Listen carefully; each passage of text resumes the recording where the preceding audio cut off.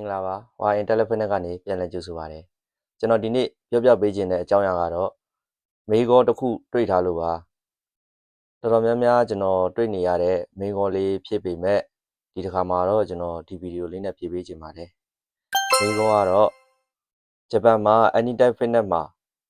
ဆော့တဲ့သူတွေရှိလားမသိဘူးဗျသူကလေထွေးပေးမဲ့သူမရှိပဲကိုယ့်ဘာသာပဲဆော့တော့ပြအောင်မလားသိကျင်လို့ပါတဲ့မေးထားတဲ့ညီလေးကဂျပန်နိုင်ငံမှာနေတယ်ထင်ပါတယ်ဗျကျွန်တော်ကတော့ဂျပန်နိုင်ငံမှာနေပြီးတော့တိုကျိုမှာဂျင်ထရီနာလုပ်နေတဲ့ရင်းဖြစ်ပါတယ်ဗျကျွန်တော်ရဲ့ဒီ channel လေးကနေပြီးတော့လဲsharing တွေလုပ်နေတဲ့သူတယောက်လည်းဖြစ်ပါတယ်ခင်ဗျာဆိုတော့ကျွန်တော်ဒီမိကောကိုဖြည့်ပေးရမယ်ဆိုရင်တော့ Anytime Fitness မှာကျွန်တော်ကိုယ်တိုင်အခုလက်ရှိ freelance trainer တယောက်အနေနဲ့လုပ်နေတဲ့နိုင်ငံခြားသား trainer တယောက်ဖြစ်ပါတယ်ခင်ဗျာကျွန်တော်ရဲ့မြန်မာလူမျိုးတော်တော်များများကိုလည်းကျွန်တော် train ပေးခဲ့ပြီးသားဖြစ်ပါတယ်ကျွန်တော်ကညီလေးကိုကြံပေးချင်တာကတော့ anytime fitness မှာ train နေကြတဲ့ကစားနေကြတဲ့သူတွေအများကြီးရှိပါတယ်ဗျ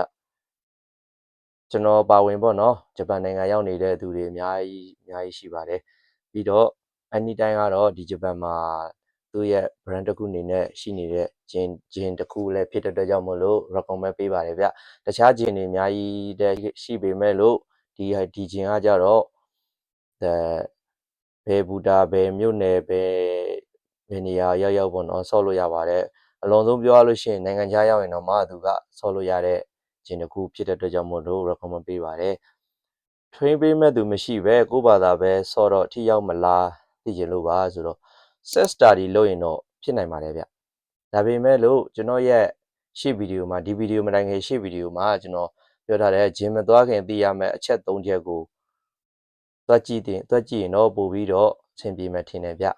အဆင်ပြေမယ်ထင်ပါတယ်ဂျင်သွားတော့မယ်ဆိုလို့ရှိရင်အရေးကြီးဆုံးတစ်ချက်ကိုကျွန်တော်ပြန်ပြီးတော့ဒီမှာမျှဝေချင်ပါတယ်ဗျ trainer ကူညီယူသင့်ပါတယ် trainer ကူညီဘာကြောင့်ယူသင့်လဲဆိုတော့ကျွန်တော်တို့မြန်မာစကားပုံမှာရှိတယ်ဆရာမပြနီးမကြဆိုတာမျိုးပေါ့နော်ဘယ်လိုပဲကိုယ့်အကို set study လုပ်လို့ဘယ်ဆရာဘယ်လိုပြောတယ်ဒီဆရာဟိုဆရာဒီလိုပြောတယ်ဒီဆရာဒီလိုပြောတယ်ဆိုပြီးတော့ဒီ trainer ပေါင်းမြောက်များစွာ internet ပေါ်မှာပေါ့နော် YouTube တို့ Facebook တို့မှာအများအားတွေ့နေကြပါတယ်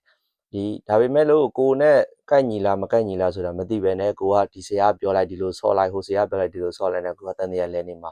သိကြပါတယ်အဲ့အတွက်ကြောင့်မို့လို့အကြံပေးချင်တာကတော့နယ်ပယ်ထဲဝင်တော့မယ်ဆိုလို့ရှိရင်ဂျင်သွားတော့မယ်ဆိုလို့ရှိရင်ကို body ကို train တော့မယ်ဆိုလို့ရှိရင်ဘယ်လိုပဲဖြစ်ဖြစ် trainer ကိုညီယူသင့်ပါတယ်ဗျဘယ်နေရာဘယ်ဒေသမယ်ဆိုဘယ်အလုပ်ကိုင်မယ်ဆိုဒါဆရာတယောက်ရဲ့အကူအညီရှိမှသာလျှင်တိုးတက်ပြောင်းလဲမှုမြန်ဆန်ပြီးတော့အချိန်ကိုလူပင်မတက်တာမှာဖြစ်ပါတယ်ဗျဗီဒီယိုဆုံးဖြတ်ကြည့်ပြီးတဲ့အတွက်အများကြီးကျေးဇူးတင်ပါတယ်ကျွန်တော်ကတော့ Y Intelligent နဲ့ channel ရဲ့ founder ရင်းဖြစ်ပါတယ်ကျေးဇူးအများကြီးတင်ပါတယ် bye bye နောက်ဗီဒီယိုမှာ